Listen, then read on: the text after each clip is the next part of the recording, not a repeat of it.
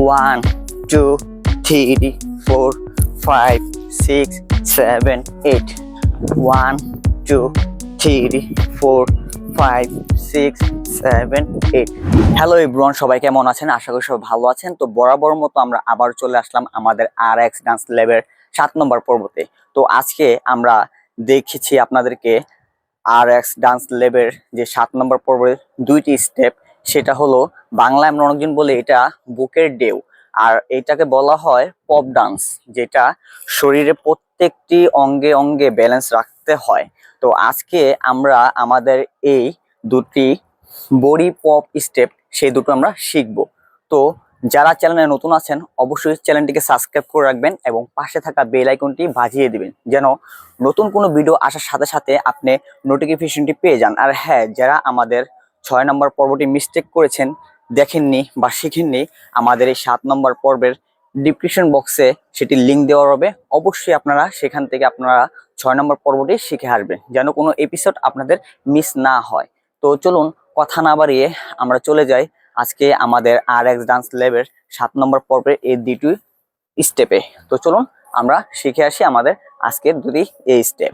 তো ভিউয়ার্স, প্রথমে বলে দিই, এটা হলো আমার ডাইন সাইড, এটা আমার বাম সাইড। আমি আপনাদের সুবিধার জন্য মোবাইল স্ক্রিনটি ঘুরিয়ে দিয়েছি, যেন আপনাদের মুভ করতে কোনো সমস্যা না হয়। আমি এদিক মুভ করলে আপনি এদিক মুভ করবেন, মোবাইল স্ক্রিনটা বরাবর সামনে রেখে।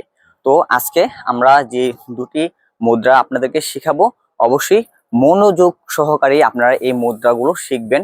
হয়তো একটু আপনার প্রবলেম হবে প্রথমত, আস্তে আস্তে ঠিক হয়ে যাবে।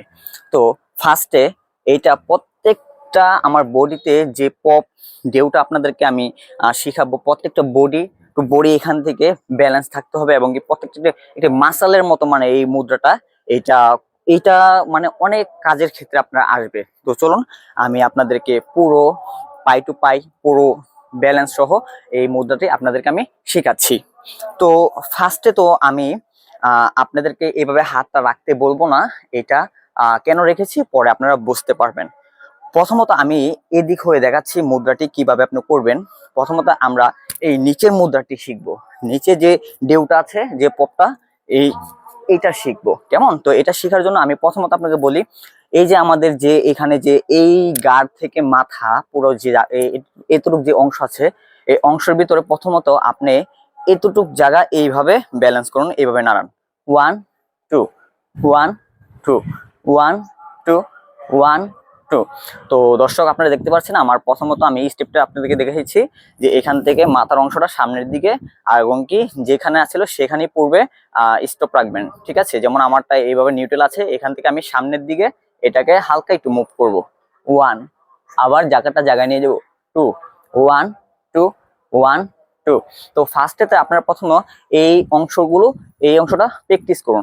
এরপর দ্বিতীয় হচ্ছে, যখন আপনি এটা এখান থেকে সামনের দিকে মুভ করবেন, 1, দেখুন আমি নিউট্রাল আছে, এখান থেকে 1 দিলাম। এখন এইটাকে আমি উপরের দিকে মুভ করব, উপরের দিকে। কিভাবে? এটা যেমন আমরা এটা বাড়তি দিলাম প্রথমে 1, এরপর আমি আকাশের দিকে মানে উপরে তাকাবো 2।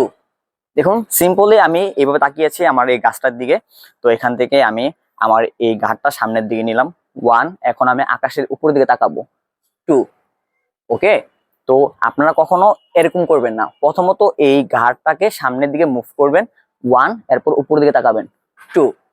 তো আমরা এই দুটো স্টেপ সুন্দরভাবে কমপ্লিট করব 1 2। এরপর এখান থেকে আমার এই দুটো সিনা আছে, এই সিনাটাকে আমরা এটা পিছনের দিকে ডাউন করলে আমরা বুকটা উপরের দিকে আসবে। এটা হলো কিভাবে? সিনাটা আমার নর্মালি আছে, এরপর আপনি যেটা করবেন এটা করবেন 1 2 1 2 1 2 1 2। নর্মাল যেটা আছে আমি বলছি, প্রথমত আপনি 1, এরপর 2, এরপর তৃতীয় কাজ হলো সিনা 3 4 3 4, এটা ব্যালেন্স করুন 3 4।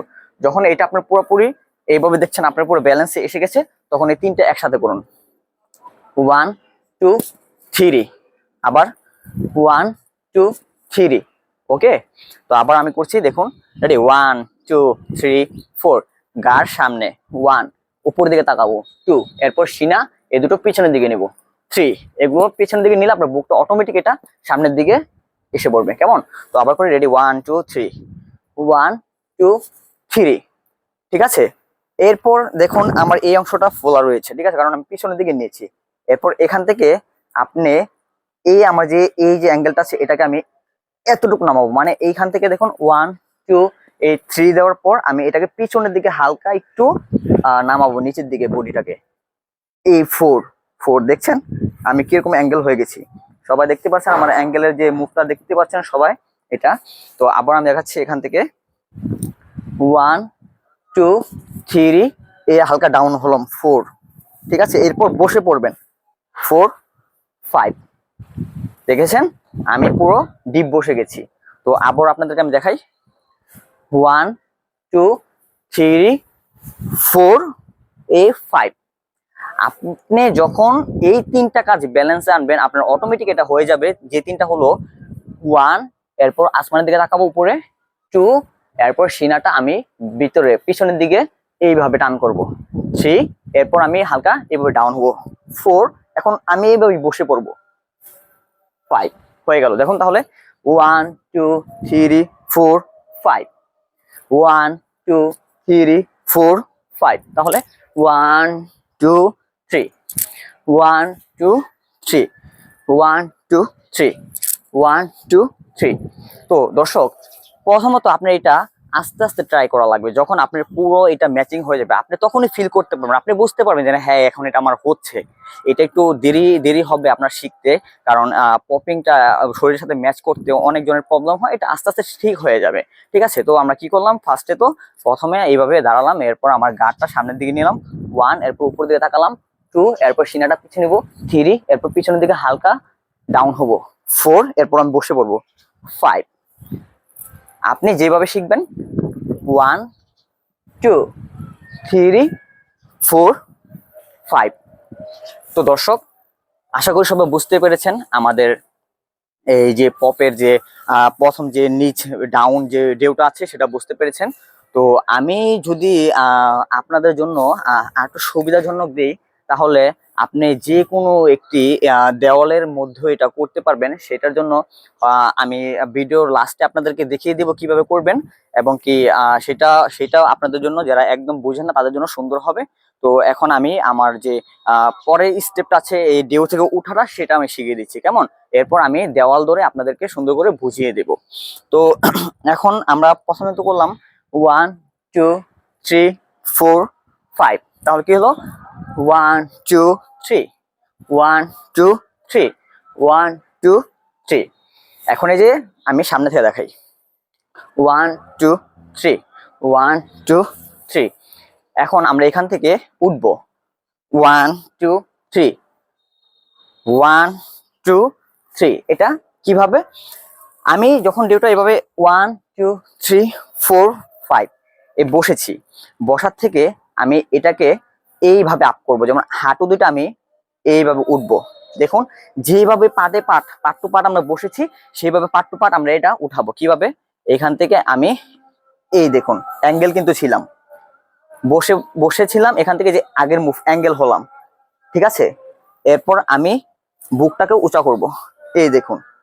এরপর মাথাটা ছিল আমার আসমানের দিকে, আসমান থেকে এটাকে আমি এইভাবে মুভ করে ছেড়ে দিলাম স্বাভাবিক। তাহলে কি হলো দেখুন, বুঝুন আপনি ভালো করে।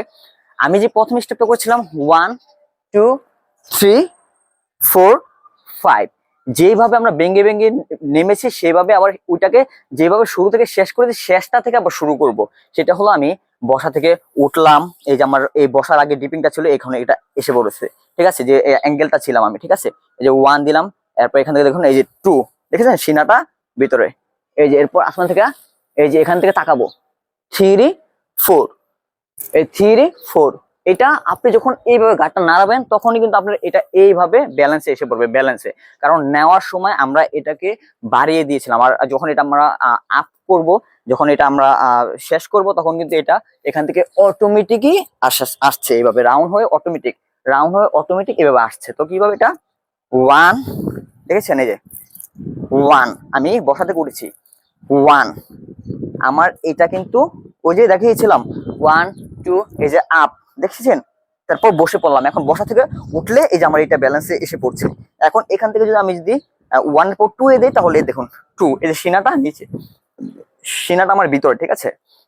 এটা এখান থেকে 2, এরপর হলো এই যে যেমন 3, 4, তাহলে কি হলো 1 2 3 4 5, 1 2 3 4 5, সিম্পল।